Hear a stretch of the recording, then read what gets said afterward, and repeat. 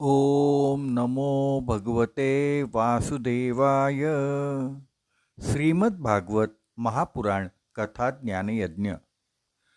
काल आपण ऐकलं की जडभरतांनी रघुगण राजाला सांगितलं की गरिबांना दीनदुबळ्यांना तू जबरदस्तीनं पकडून सर्वांना मोठ्या गर्वानं सांगतोस की मी लोकांचं रक्षण करतो. हे तुला शोभत नाही. ह्या संसाररूपी जंगलात आपण अशा प्रकारे सर्वजण फिरत आहोत. आज कुणाला भेटतो तर उद्या कोणापासून दुरावतो. आमचं जीवन अशाच प्रकारे सुरू आहे. आज एकाचा विवाह कोणाशी झाला तर उद्या तो तिच्याबरोबर खुश नसतो. त्याला सोडलं, त्याने तिला सोडलं. हा सर्व खेळ चालूच असतो. कुठपर्यंत? कधीतरी दैवगतीनं पुण्यकर्म उदित होतं तेव्हा सत्संग प्राप्त होतो. सत्संगामुळं सर्व मोह दूर होतात, अन्यथा मोह दूर होत नाही आणि या संसाररूपी जंगलात आपण भटकतच राहतो.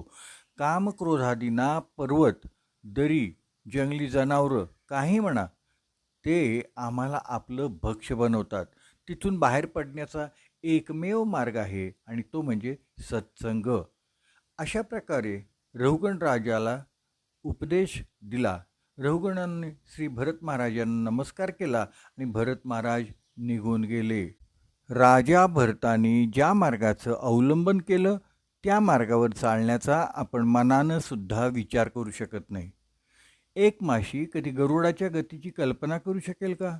गरुड कुठं भरारी घेतो ते माशीला कसं काय समजणार? आपलं मन माशीप्रमाणे आहे आणि भरताची गती गरुडाप्रमाणे आहे, म्हणून आपण त्यांना कसं काय समजू शकणार? ज्याने युवा अवस्थेमध्ये सर्व भोगांचा त्याग केला आणि आपलं मन भगवतचरणी लीन केलं, अशा महात्मा जडभरतांना इथं नमस्कार केला आहे. पुढं श्री शुकदेव महाराज भरतवंशांचं वर्णन करतात. त्यात राजा सुमती इत्यादी पुरुष होऊन गेले. त्याच वंशात नंतर गय नावाचे अतिशय श्रेष्ठ राजा होऊन गेले. तेव्हा परीक्षित राजा विचारतो, गुरुदेव, आपण सांगितलं की राजा प्रियव्रतानं सप्तद्वीप बनवले आणि सर्व लोकांच्यावर विजय प्राप्त केला. कृपया मला भूगोलाचं ज्ञान द्या. पृथ्वी किती मोठी आहे, स्वर्ग किती मोठा आहे, या सर्वांचं परिमाण काय आहे, त्यांचं लक्षण काय आहे, या सर्वांचं विस्तृत वर्णन करून मला सांगावं. श्री शुकदेव म्हणतात, राजन, भगवंतांच्या सर्व लोकांचं वर्णन कोणी अनंत काळापर्यंत जरी करीत राहिला तरी ते कधीही पूर्ण होऊ शकणार नाही. एवढंच लक्षात घे की भगवंतच ह्या सृष्टीचे कारण आहेत, तेच ह्या स्थितीचेही कारण आहेत. ही अनंत व्यापक सृष्टी भगवंतांच्यामध्येच दिसून येते, परंतु खरं पाहिलं तर ही सृष्टी आणि तिचा जितका विस्तार आहे तो सर्वच्या सर्व आरोपित आहे, वास्तविक नाही. म्हणून त्यावर अधिक विवेचन करण्याची आवश्यकता नाही. ह्या ब्रह्मांडाचे प्रियव्रतानं जे विभाग केले त्यांनाच 9 वर्षे असे म्हणतात.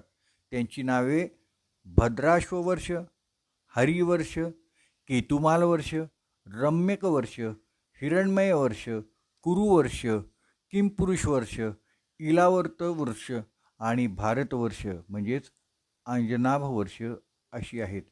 या सर्व स्थानावर कोणत्या कोणत्या भगवंतांची आराधना केली जाते त्याचं वर्णन नंतर केलं आहे. त्याचं सार इतकंच आहे की भगवंतांची उपासना प्रत्येक स्थानावर होऊ शकते, होते. म्हणूनच आम्ही भगवंतांच्या आराधनेचे अधिकारी आहोत की नाही, हे स्थान त्याच्यासाठी उचित आहे का नाही, अशा शंकांना मनात स्थानच देऊ नये. परीक्षित राजाने विचारलं, आपण इतक्या लोकांचं वर्णन केलं, ते सर्व कुठून येतात, त्यांच्यात भेद का दिसतो? तेव्हा शुकदेव म्हणतात, राजन, भेदाचं कारण आहे त्रिगुणात्मिका प्रकृती. सत्व, रज आणि तम या 3 गुणांच्या भिन्न भिन्न प्रमाणात होणाऱ्या संयोगामुळं भिन्न भिन्न प्रकारचे लोक बनतात. त्या लोकांमध्ये निवास करणाऱ्या लोकांचा प्रभाव, स्वभाव, वासना आणि कर्मे वेगळी वेगळी असतात. भिन्न भिन्न फळे आपल्याला एकाच स्थानावर भोगता येत नाहीत. जसं एखाद्याला आकाशमार्गाने यात्रा करायची असेल तर ते रेल्वेने शक्य होत नाही, जहाजाने शक्य होणार नाही, त्यासाठी विमानातच बसावं लागेल. अशा प्रकारे भिन्न भिन्न लोक, भिन्न भिन्न कर्मादी आणि भिन्न भिन्न प्रकारचे जीव असतात. तेव्हा परीक्षित राजा विचारतो, महाराज, नरक हेही स्थान विशेष आहे का? त्यावर शुकदेव उत्तर देतात, होय, या त्रिलोकात पृथ्वीच्या खाली पाण्याच्या वर दक्षिण दिशेला नरक स्थित आहे. एवढंच नव्हे तर त्या नरकाचे 28 प्रकारही आहेत. जर स्वर्गलोक आहे तर नरकही असणारच. जसं शहरामध्ये सिनेमागृह, क्लब, तरण तलाव इत्यादी मनोरंजनाचीच ठिकाणे असतात, तर तुरुंग, इस्पितळ इत्यादी स्थानंसुद्धा असतातच. तुरुंगातील कैदी वेगवेगळ्या प्रकारची कर्मे करतात आणि तिथं त्यांना वेगळ्या वेगळ्या प्रकारचे भोग भोगावे लागतात. तिथंसुद्धा शारीरिक शिक्षा महाभयंकर असते. सांगायचं तात्पर्य, जशी स्वर्गादी कर्मफळे असतात तशीच नरकादी फळेही असतात. जीवनात आपण जी दुष्कर्मे करून दुःख भोगतो ते दुःख म्हणजे एक प्रकारचा नरकच आहे, आणि जेव्हा सत्कर्म करतो तेव्हा जे सुख अनुभवाला येतं ते एक प्रकारचा स्वर्गच आहे. हा दृष्ट फळ असं म्हणतात. परंतु आपण जेव्हा कर्म करतो तेव्हा त्याचं आणखीही एक फळ आपल्याला मिळतं, त्याला अदृष्ट फळ असं म्हणतात. अदृष्ट फळ म्हणजे जे कर्म करताना दिसून येत नाही ते फळही भोगावं लागतं. जसं एखाद्याला पाणी किंवा चहा प्यायला लागलं किंवा काही खायला दिलं तर त्याचं एक फळ तहान किंवा भुकेच्या निवृत्तीच्या रूपात त्याच क्षणी दिसून येतं. परंतु त्या कर्माचं फळ तितकेच नसते. जे खाल्ले किंवा प्यायले असते त्याचा एक संस्कारही मनावर उमटतो. जसं ही वस्तू चांगली आहे हे दिसून येत नाही, परंतु ते फलित नक्कीच असतं. अशा प्रकारे कर्माची जेव्हा फळे मिळतात तेव्हा ज्या उद्देशानं आपण कर्म केलेली असतात त्याचंही फळ असलं पाहिजे की नाही? असतंच. त्यालाच पाप पुण्य असं म्हणतात. जेव्हा लहान बाळ देवघरातल्या निरांजनाकडं हात लावायला जातं तेव्हा आपण काय म्हणतो लहान मुलाला? हाय, हात लावू नको असं शिकवतो. तेव्हा अग्नी दिसल्याबरोबर लहान मुलगा हाय, हात लावायचा नाही, कारण त्यांनी बऊ होतो हे त्याच्या डोक्यात भिनलेलं असतं. तसंच पाप करताना नरकाचं स्मरण व्हावं, त्यामुळं आपल्या हातून पाप घडणार नाही या हेतूनं नरकांचं वर्णन केलेलं आहे. दुसऱ्याचं धन, दुसऱ्याची पत्नी, मुलं यांचं अपहरण करणारा, चोरी करणारा तामिस्त्र नरकात जातो. पशुपक्ष्यांना जिवंतपणे शिजून खाणारा कुंभीपाक नरकात जातो. वडील, ब्राह्मण, वेदांचा द्वेष करणाऱ्याला कालसूत्र नरकात जावं लागतं.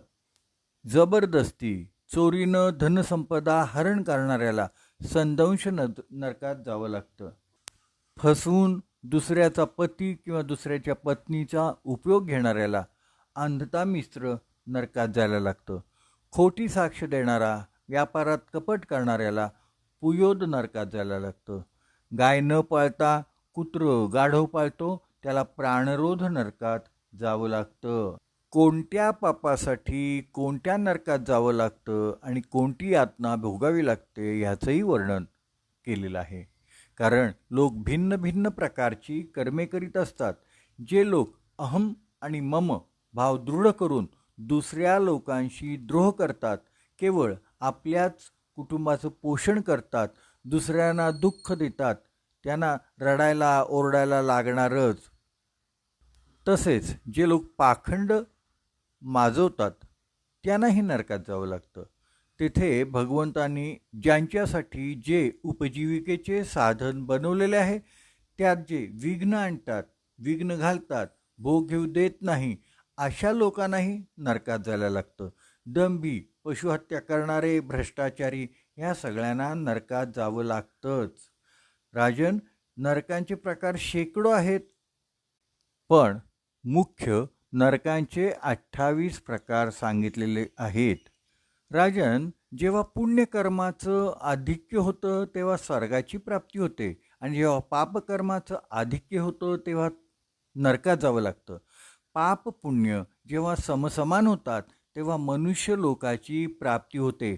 मानव योनी हे मिश्रित कर्माचं फळ आहे. नरकलोक म्हणजे कपडे धुण्याच्या यंत्रासारखं आहे. तेथे पापाचं फळ भोगल्यावर जीव शुद्ध होऊ लागतो. आता इथं प्रश्न असा उठतो की पाप पुण्य समसमान झाल्यावर जर मनुष्य जन्म मिळतो तर सर्वांच्या सुखदुःखात समानता का दिसून येत नाही? त्यात भेद का होतो? याचं कारण असं, पापपुण्याचे परिमाण समान असून सुद्धा त्याच्या स्वरूपात भेद होऊ शकतो आणि होतोच. जसं कोणी 1 किलो लोखंड आणि 1 किलो कापूस तोलला तर दोघांचं वजन समान 1 किलो आहे. लोखंड अगदी छोटं दिसतं आणि 1 किलो कापूस मात्र ढिगभर दिसतो. दोघांचं समान वजन असूनही कापसाचा गुणधर्म आणि लोखंडाचा गुणधर्म भिन्न आहेत.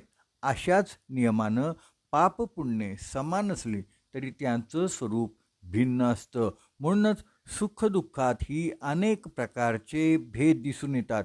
हे तथ्य शास्त्रातूनच जाणले जाऊ शकतं. भागवतकारांनी भूगोलाचं खगोलाचं इतकं विस्तृत वर्णन अशासाठी केलेलं आहे की हे सर्व भगवंतांचे विराट स्थूल रूप आहे. प्रथम ह्यात आपले मन स्थिर करून त्याला सूक्ष्म आणि शुद्ध बनवलं पाहिजे आणि मग सूक्ष्माकडून सूक्ष्मतमाकडं नेलं पाहिजे आणि अंशतः सूक्ष्मतमातून निर्विशेष निर्गुण स्वरूपात पोहोचलं पाहिजे. ह्या प्रसंगाबरोबरच 5वा स्कंध समाप्त होतो. भागवताचा 6वा स्कंध पुराणाचं लक्षण पुष्टी हे प्रकट करतं. पुष्टी म्हणजे पोषण. भागवताच्या ह्या 6व्या स्कंधामध्ये 19 अध्याय आहेत. त्याचे 3 विभाग केलेले आहेत. 3 अधिक 14 अधिक 2 बरोबर 19 हे विभाग केलेत. ह्याचा हेतू वेगळा आहे. पहिल्या 3 अध्यायामध्ये नामाचं महात्म्य सांगितलं आहे. नंतरच्या 14 अध्यायामध्ये उपासना विधीचं वर्णन केलं आहे आणि त्यानंतरच्या 2 अध्यायामध्ये पूजाविधी सांगितलेला आहे. यामध्ये भगवंत पापी माणसांचाही उद्धार कसा करतो याचं वर्णन आलेलं आहे. भगवंत आपलं पोषण करतो म्हणजेच आपल्याला अनुग्रह देतो. आपल्याला भगवंतांचा अनुग्रह मिळण्यासाठी केवळ आणि केवळ भगवंत कृपाच हवी, भगवंतांची अनुकंपा हवी, भगवंतांची दया हवी, भगवंतांचं प्रेम हवं. भगवंत आपल्यावर अनुग्रह करतो म्हणजेच भगवंत आपलं पोषण करतो, रक्षण करतो, सांभाळ करतो. पोषण करण्याचे 2 प्रकार आहेत, सामान्य पोषण आणि विशेष पोषण. परमात्मा आपल्या सर्वांचं पोषण करतो ते सामान्य पोषण आहे. पण परमात्म्याने भक्त प्रल्हादाचं विशेष पोषण केलं आहे. भगवंताकडं अपप्रभाव नाही. तो किडा, मुंगी, हत्ती, वाघ तसंच वनस्पती या सगळ्यांचं जसं पोषण करतो तसंच सर्व मनुष्यांचंही पोषण करतो. सर्वांना खायला देतो, प्यायला देतो. हा भगवंतांचा संकल्पच आहे. एकदा रुक्मिणीने भगवंताने जेवण वाढलं, वरण भातावर तूप घातलं आणि म्हणाली, नाथ जेवा आता. भगवंताने भात कालवला आणि डोळे मिटून थोडे थांबले. त्यावर रुक्मिणी माता म्हणते, अहो तूप वाढलं, जेवा आता. श्रीकृष्ण हो म्हणून जेवायला लागले. जेवण झालं. हात धुतल्यावर रुक्मिणी माता विचारते, भात कालून झाल्यावर का बरं थांबला? भगवंत सांगतात, सर्व प्राणीमात्रांचं जेवण झालं की नाही, भोजनाची सोय झाली आहे का नाही ते मी पाहिलं आणि सर्वांची सोय झाली आहे हे बघून नंतरच मी जेवलो. सर्वांना खायला प्यायला देण्याचा माझा संकल्प आहे ना. रुक्मिणी मातेनं मनात ठरवलं, बघूया, गंमतच बघू यांची. तिने एक मुंगी पकडली, लहान डबीत ठेवली. ती डबी मोठ्या डबीत, ती डबी आणखीन एका खोक्यात, ते खोकं आणखीन पितळी डब्यात आणि तो डबा कपाटात ठेवून कुलूप लावला. दुसऱ्या दिवशी श्रीकृष्ण भगवान जेवायला बसले. वरण भातावर तूप वाढलं. नाथ सुरू करा आता म्हणल्यावर भगवंतांनी डोळे मिटले, नमस्कार केला, जेवले, हात धुतला. रुक्मिणीनं तांबूल दिला आणि म्हणाली, चला आज जरा बघूया, गंमत दाखवते. दोघं आत गेले. कुलूप काढून कपाट उघडलं. डबा काढला. भगवंत म्हणतात, काय गंमत दाखव ना. डब्यातनं खोकं काढलं. खोक्यातनं डबी काढली. डब्यात, अगं काही दाखव ना मला, काय दाखवणार आहे. रुक्मिणीनं लहान डबी उघडली. आत मुंगी होती. मुंगीनं एक तांदूळाचा दाणा पकडलेला होता आणि हे बघून रुक्मिणीनं डोळेच विस्फारले. गोपाळ कृष्ण भगवान की जय. उद्या पुन्हा ऐकूया श्रीमद भागवत महापुराण कथा ज्ञानयज्ञ.